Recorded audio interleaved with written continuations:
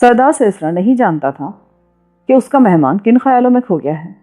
وہ تو بس یہ چاہتا تھا کہ مہرتاب شمورہ کے قصر تصور سے باہر آ جائے اور اس مقصد کی طرف آگے بڑھے جس نے اجنبی ہونے کے باوجود انہیں دوستوں کی طرح باہم ملا دیا تھا۔ خود مہرتاب کے لیے بھی اس کے سوا کوئی اور چارہ کار نہ تھا کہ وہ اپنے ذہن کو مزید پریشان نہ ہونے دے اور وہیں لوٹ آئے جہاں سے خیال کے اڑن کھٹولے میں بیٹھ کر شاہی باغات معلقہ میں جا اترا تھا۔ اچانک مہرتاب مقصد کی طرف واپس آ گیا۔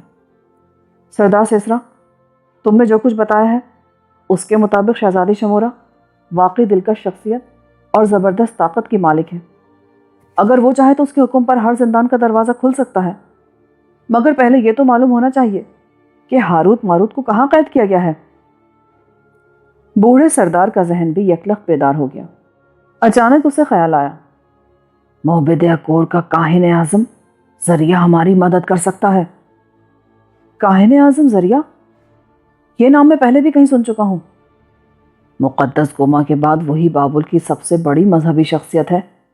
اگر فرشتوں کی گرفتاری بیلشا زار کے حکم سے ہی عمل میں آئی ہے تو ذریعہ جانتا ہوگا کہ وہ کہاں قید ہیں۔ تم اس سے ملاقات کرو، مگر ایک ترکیب ہے۔ شاہ بنو نیند نے سال نو کا جشن منانے اور دیوتاؤں کو جلوس نکالنے کا اعلان کر دیا ہے۔ اس روز بادشاہ موبد اکور میں عبادت کا رقص دیکھے گا۔ اگر تم لوگوں کے ساتھ موبد اکور میں داخل ہو جاؤ تو ذریعہ سے ملاقات کر سکتے ہو۔ مگر میں اس کے لیے ایک اجنبی ہوں۔ بوڑھے ملا کی آواز اچانک سرگوشی میں ڈھل گئی۔ جب تم علیحدگی میں ذریعہ کے سامنے سروش کا لفظ ادا کرو گے تو اسے میرے ہی جیسا پاؤ گے۔ مہرتاب فرط استجاب سے اچھل کر کھڑا ہو گیا۔ سردار سیسرا، یہ بات بتا کر تم نے بابل کی کنجی میرے ہاتھ میں دے دی ہے۔ اب میں یہ کھول دوں گا، مگر تمہیں ہوشیار رہنا ہے۔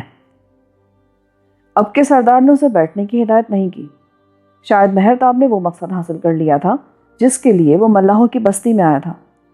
اس نے رخصت کے لیے ہاتھ بڑھاتے ہوئے کہا، چاند کی 14ویں تاریخ کو اسی وقت اسی جگہ پھر ملاقات ہوگی۔ انتظار کروں گا۔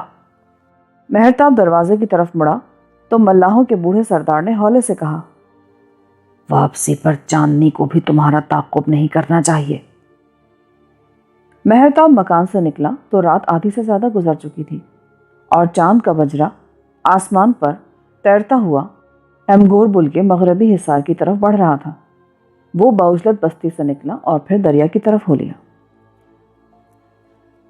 سرکاری وقع نویسوں کے نزدیک ماہ نسا کی 13 تاریخ دین اسلام میں جس کے دیومالائی ملفوظات نمرود اول سے بحفاظت چلے آتے تھے، بے نظیر اور ناقابل فراموش تھی۔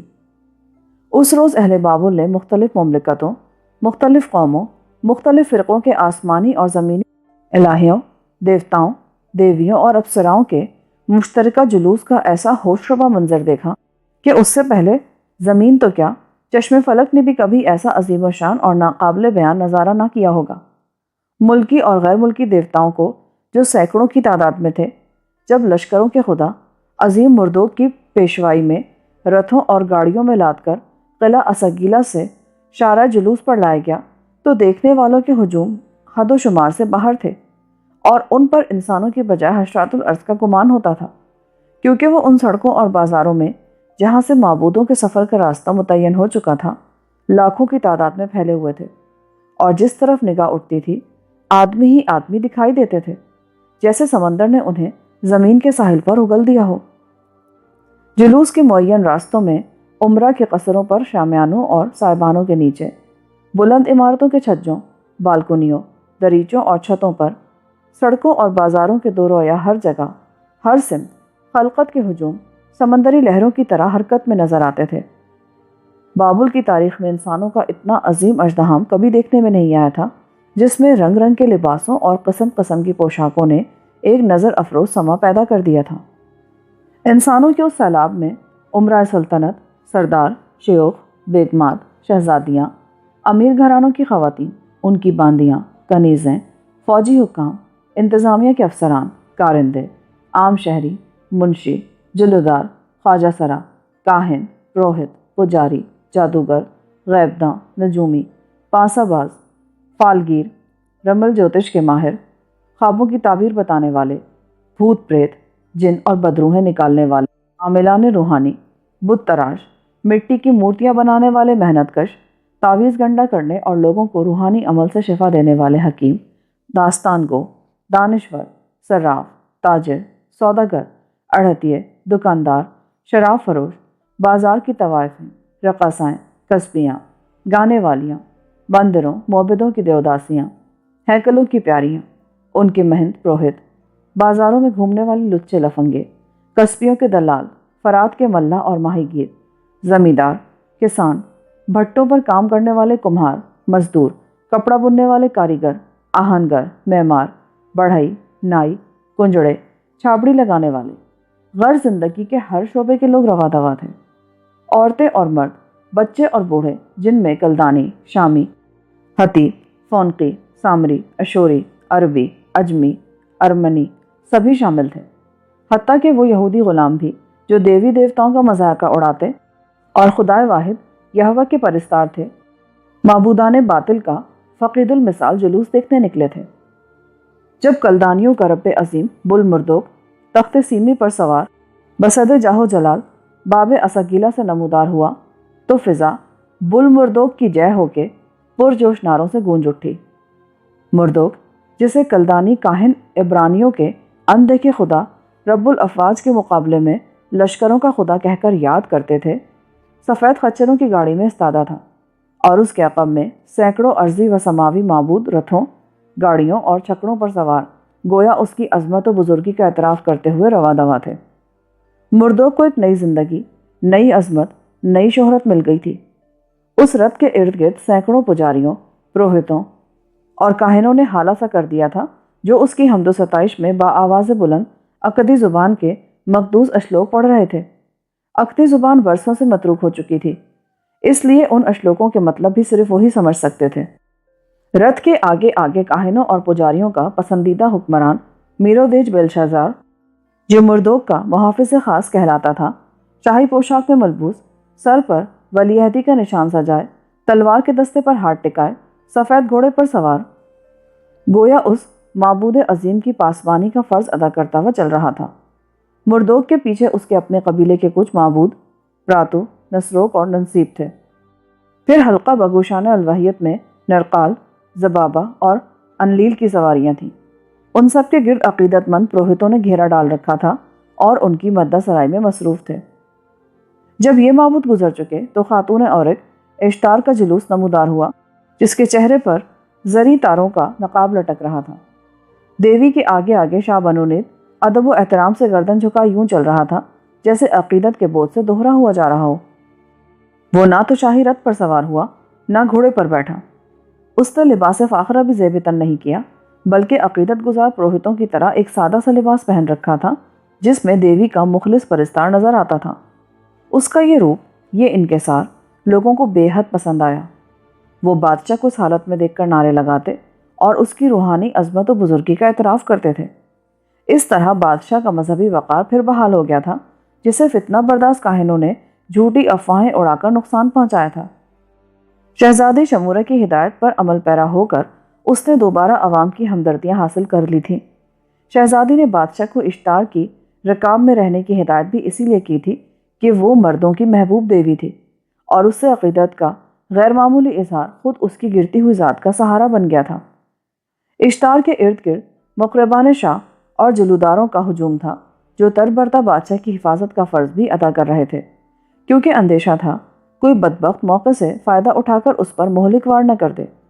مہرتاب بھی ریاستی امیرزادے کا مخصوص لباس پہن کر اس ہجوم میں شامل ہو گیا اور عقیدت مندوں کی طرح دیوی کی سواری کے ساتھ ساتھ چل رہا تھا۔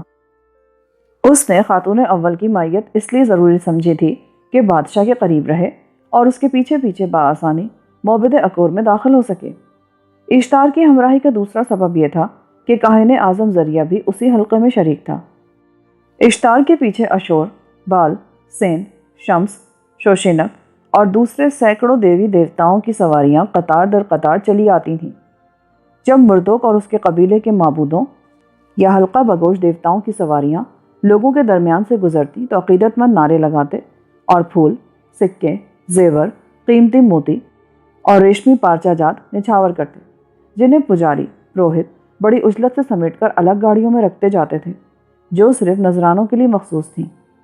ان نذرانوں کی سب سے زیادہ بارش خاتون اورک ہی کی سواری پر ہوئی تھی اور لوگوں نے اس کی پذیرائی میں غیر معمولی جوش و خروش کا مظاہرہ کیا تھا۔ جوں جوں دیوتاؤں کا جلوس آگے بڑھتا گیا، پروہتوں، پجاریوں کے مدیحہ گیتوں، سازوں کی آوازوں، لوگوں کے نعروں، شور و غل اور ہاؤ ہو میں بھی اضافہ ہوتا گیا، جس سے بابل کی فضا میں سمندری مد و جزر کی سی کیفیت پیدا ہو گئی۔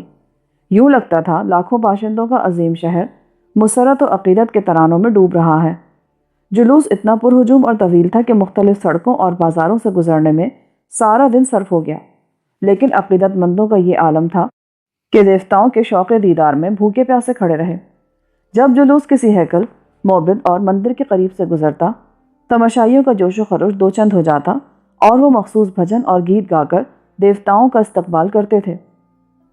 جلوس مخصوص راستوں سے گزرتا ہوا معبد اکور کے دروازے پر پہنچا تو شام ہو رہی تھی اور بلمردوگ کی عظیم الرفت ہیکل کی 8 منزلوں پر ہزارہا قندیلیں روشن ہو چکی تھیں۔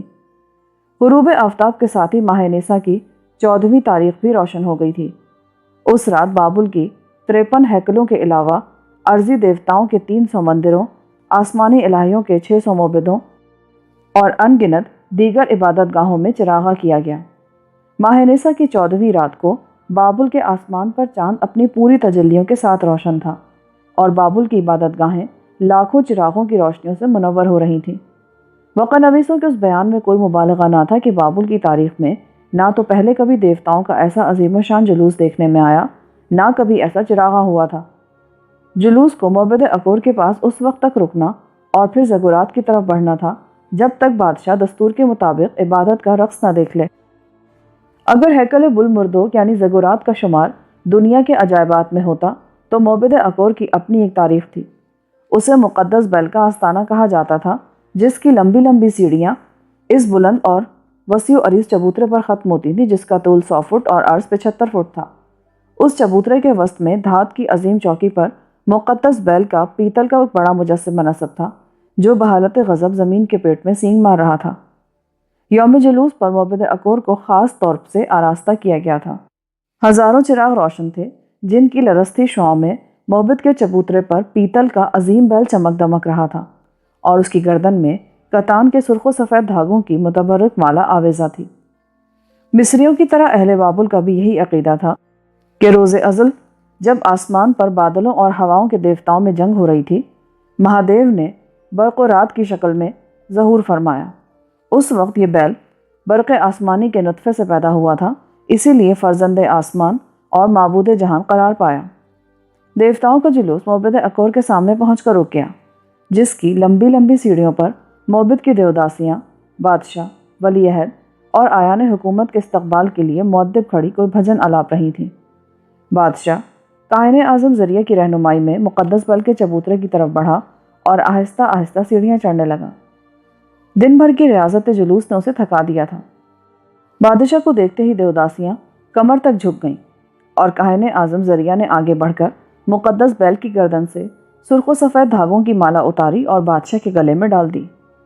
مقدس بیل کے چبوترے سے آگے معبد اکور کی وسیع ڈیوڑی تھی۔ اس ڈیوڑی کے ساتھ ایک مختصر صحن تھا جسے عبور کرنے کے بعد آدمی معبد کے طویل و عریض ہال میں جا پہنچتا تھا۔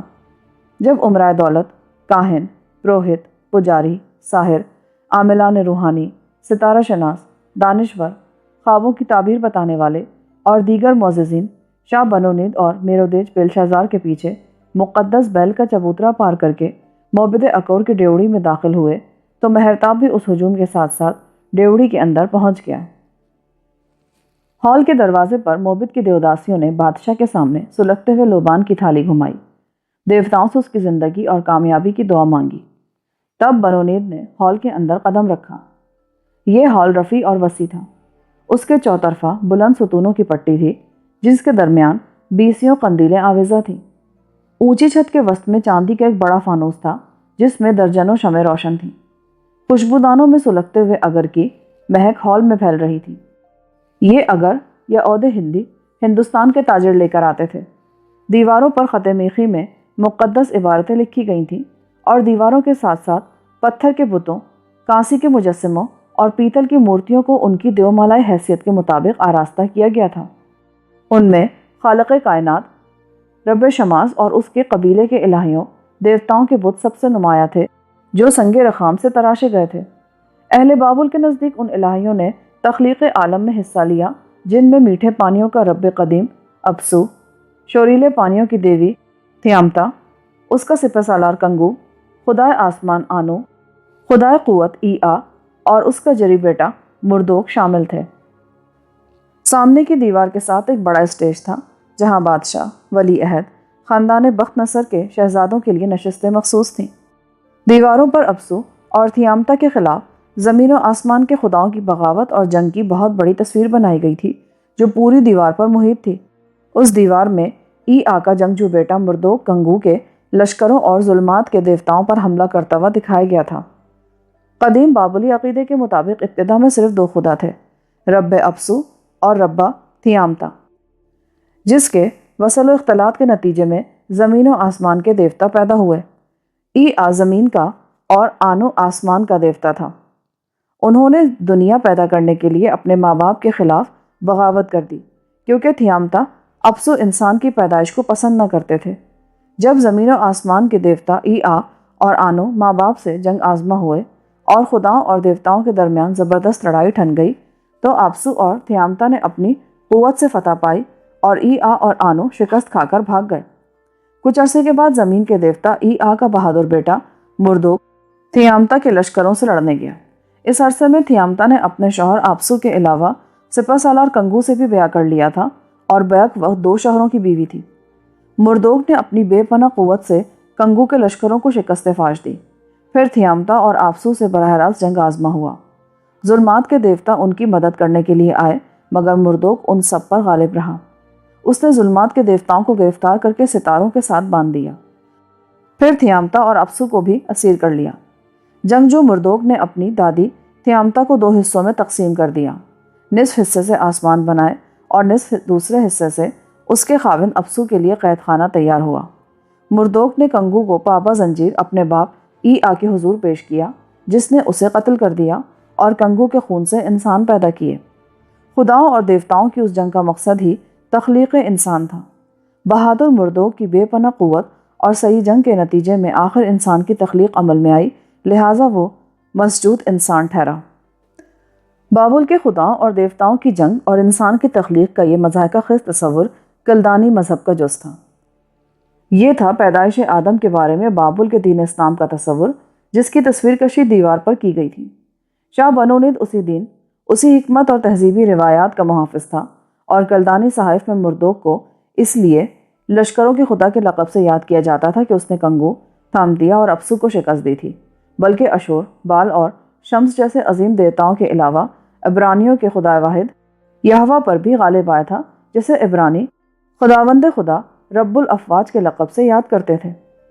مردوک کا عظیم الہیت مجسمہ عقبی دیوار کے اس سرے پر نصب تھا جہاں سے کنگو کے لشکروں کو فرار ہوتے دکھایا گیا تھا۔ یہ مجسمہ دوسرے تمام مجسموں سے بڑا اور اتنا بلند تھا کہ اس کے قلب تک پہنچنے کے لیے ساتھ ہی زینہ بھی بنایا گیا تھا، کیونکہ پجاری اہم تقریبات پر اس کے گلے میں پھولوں کے ہار اور سونے کی مالا پہناتے تھے۔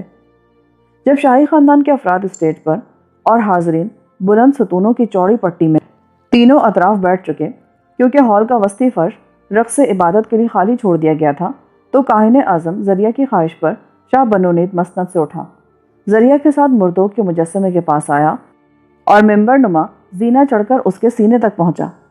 پھر اس نے اپنے دونوں ہاتھ دیوتا کے دائیں ہاتھ میں دے دیے اور چند لمحے مراقبے کسی حالت میں کھڑا رہا، گویا وہ دیوتا کی خوشنودی حاصل کر رہا تھا۔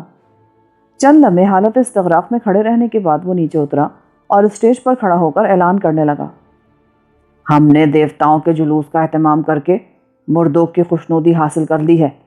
اب بابل سے دشمنوں کا خطرہ ہمیشہ کے لیے دور ہو جائے گا، کیونکہ جنگ کی دیوی اشتار نے رویا میں آ کر ہمیں کامیابی کی بشارت دی ہے۔ تمام لوگ سنبھل کر بیٹھ گئے۔ وہ سن چکے تھے کہ دیوی اشتار بادشاہ کے خواب میں آئی ہے اور اب وہ اس خواب کی تفصیل سننے کے خواہش مند تھے۔ یہ چاند کی تیسری رات کا واقعہ ہے جب خاتون عورت نے ہم پر نظر کرم کی اور خواب میں آ کر اپنے درشن دیے۔ اس کے الفاظ ہمیں آج بھی یاد ہیں۔ یوں کہا تھا دیوی نے کہ اے بنونید، میں دیوتاؤں کے شہر بابل کی محافظ تمہاری حمایت کا اعلان کرتی ہوں، کیونکہ تم عظیم بخت نصر کے جائز وارث ہو اور عنقریب اپنے دشمنوں پر فتح پاؤ گے۔ میں خود تیغ بکف میدان جنگ میں اتروں گی اور ہر دشمن کو جام مرگ پلاؤں گی۔ پھر دیوی کے القاء پر ہم نے سارے نو کا جشن منانے کا اعلان کیا۔ بادشاہ کی تقریر بہت مختصر تھی، جیسا کہ اسے ہدایت کی گئی تھی۔ پھر بھی جب وہ اپنا مطلب الفاظ میں بیان کر رہا تھا تو کسی انجانے خوف سے لرزا تھا۔ یہ خوف صرف جسم پر ہی نہیں، اس کی روح پر بھی طاری تھا، کیونکہ اس نے دیوی کے نام پر غلط بیانی کی تھی۔ حاضرین یہی سمجھے کہ اس پر دیوتاؤں کی ہیبت طاری ہے، یا پھر اشتار نے رویا میں آ کر اس کا دل گداز کر دیا ہے۔ مگر اس محفل میں ایک ایسا شخص بھی موجود تھا جو سمجھتا تھا کہ یہ سارا افسانہ من گھڑت اور جھوٹا اور شہزادی شمورہ کے ذہن کی اختراع ہے، ورنہ دیوی بادشاہ کے رویا میں نہ آئی، نہ اس نے کوئی الہام کیا، اور یہ شخص تھا بیلشازار۔ اگر اس کا بس چلتا تو شمورہ کو مصر میں بیاہ دیتا، جہاں وہ دن رات زرد پٹیوں میں لپٹی ہوئی لاشوں سے ملاقات کرتی، ممی خانوں کے مسالوں کی بو سونگتی، یا پھر بڑے بڑے اہراموں کی طرح اپنا مقبرہ بنوانے میں مصروف رہتی۔ لیکن اس نے کسی سے اپنے خیال کا اظہار نہیں کیا، بس شہزادی شمورہ پر پیچو تاب کھا کے رہ گیا۔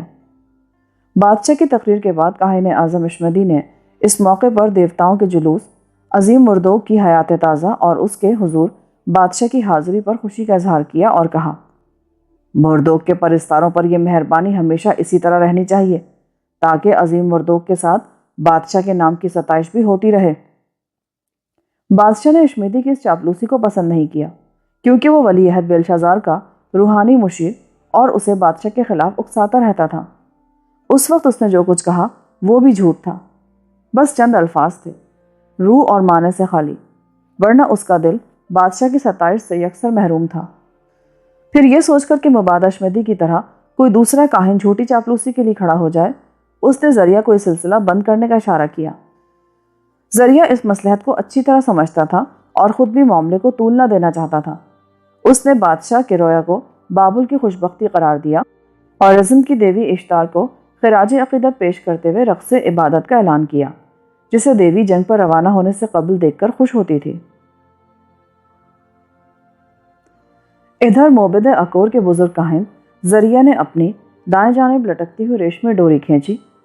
ادھر ہال کے دروازے پر کانسی کی کئی گھنٹیاں بج اٹھیں اور ان کی مدھر کھنکتی جھنکتی آوازوں کے ساتھ ہی مشرقی دیوار کے بڑے دروازے پر آویزہ اطلس کا پردہ کناروں کی طرف سے مٹ گیا، جسے موبد کے 2 پجاری کھینچ رہے تھے۔ فوراً ہی 14 حسین دوشیزائیں، ایک سی پشوازیں اور ایک سی رنگین چولیاں زیب تن کیے 2 قطاروں میں بٹی ہوئی اس گلی میں نمودار ہوئیں جو تماشائیوں کے درمیان خالی چھوڑ دی گئی تھی۔ دوشیزاؤں کا لباس ہی ایک جیسا نہیں، بلکہ رقص کا انداز بھی یکساں تھا۔ وہ ایک ہاتھ کو کولے پر ٹکائے، دوسرا ہاتھ فضا میں لہراتی، جادو کی پتلیوں کی مانند تھرکتی تھرتھراتی خالی گلی سے گزر کر ہال کے فرش پر آ گئیں، جس پر سیاہ روغن سے ایک بہت بڑا دائرہ بنایا گیا تھا اور رال اور گوند کی آمیزش سے اس طرح چمکا دیا گیا تھا کہ اس سیاہ دائرہ رقص میں ان کے حسین جسم منعکس ہو رہے تھے، جیسے وہ فرش بلور پر ناچ رہی ہوں۔ پسے پردہ دفوں، خنجریوں اور نفیریوں کی ہلکی موسیقی گونج رہی تھی اور اس کی تال پر ناچنے والیوں کے پاؤں میں کانسی کی جھانجنیں مقدس گھنٹیوں کی طرح ٹھنک ٹھنک بج رہی تھیں۔ ان حسین دوشیزاؤں پر کسی ہیکل کی کنواری دیوداسیوں کا گمان ہوتا تھا، جنہیں دیوتاؤں کے حضور ناچنے کی تربیت دی گئی ہو تاکہ وہ ان کے رقص عبادت سے شادگام ہو سکیں۔ چمکدار فرش پر ناچتے تھرکتے ہوئے اچانک انہوں نے غزالان دشت کی طرح ایک ساتھ چوکڑیاں بھریں اور دائرہ رقص کے 2 چکر کاٹے۔ بادشاہ سمیت تمام تماشائی ان کی حرکات و سکنات کی مکمل یکجائی اور ہم آہنگی پر حیران بھی تھے اور مسرور بھی۔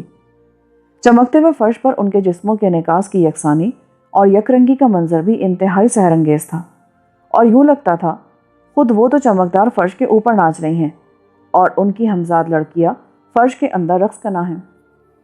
ناچتے ناچتے انہوں نے خوبصورت دائرے کی صورت سمیٹ کر مشرقی ایشیا کی جھیلوں اور تالابوں میں کھلنے والے کنول کا مقدس پھول بنایا اور حاضرین نے بے ساختہ داد دی۔ کنول کا مقدس پھول بابل کے دیوتاؤں کو بھی پسند تھا۔ شہر کی قدیم دیواروں پر دیوی دیوتاؤں کی جو تصویریں اور صورت نقش تھیں، ان میں بعض دیویوں کے ہاتھ میں کنول کا پھول نظر آتا تھا، اور رقص عبادت میں دوشیزاؤں کا کنول کے پھول کی طرح ایک دائرے میں سمٹ جانا یقیناً دیوتاؤں کی خوشنودی کا باعث تھا۔ جب وہ دائرہ رقص کے بیچوں بیچ پھول کی طرح سمٹ گئیں تو پس پردہ موسیقی ہولے ہولے تیرنے لگی، پھر اس میں ہجانی سر بلند ہونے لگے۔ سب ناچنے والیاں بکھر کر ایک قوس نما خط کی شکل اختیار کر گئیں اور انہوں نے اپنی گردنیں یوں اوپر اٹھا لی جیسے کسی آسمانی اپسرا کی آمد کا انتظار کر رہی ہوں۔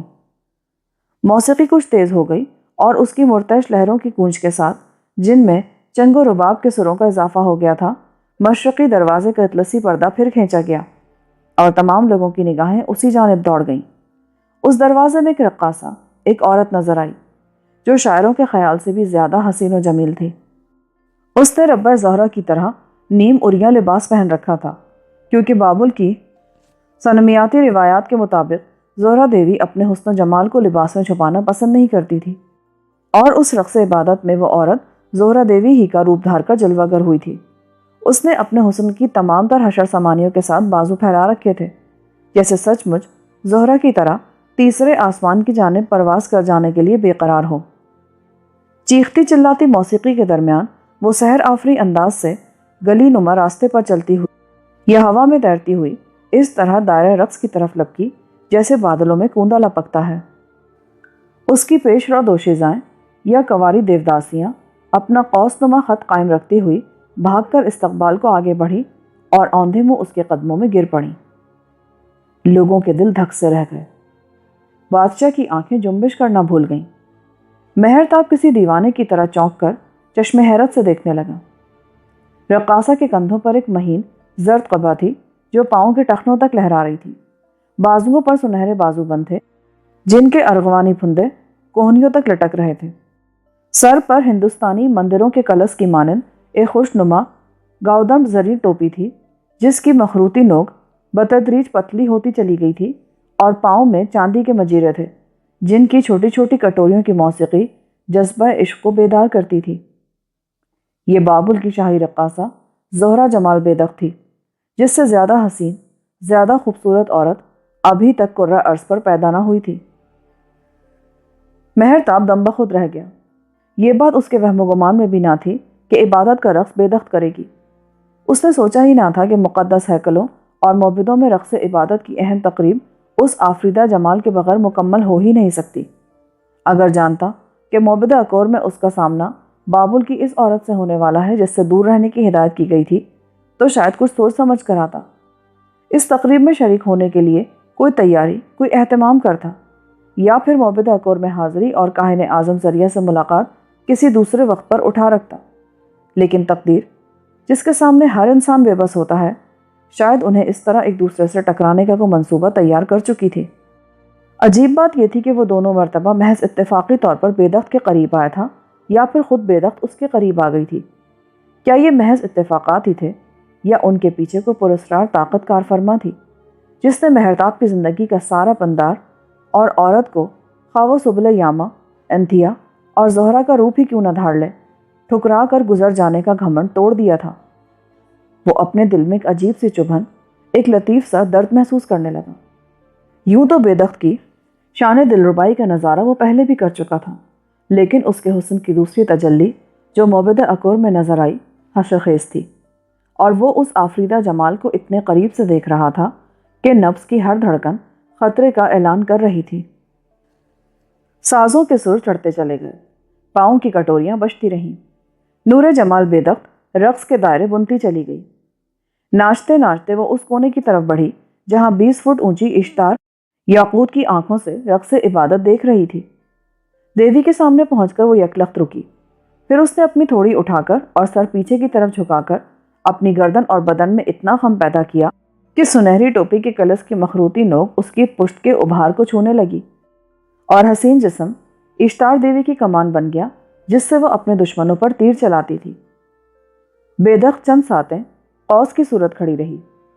رقص عبادت کا یہی انوکھا بھاؤ دیوی کو سب سے زیادہ عزیز تھا، کیونکہ وہ خود جنگجو اور عورت کا جسم کمان کی صورت میں دیکھنا پسند کرتی تھی۔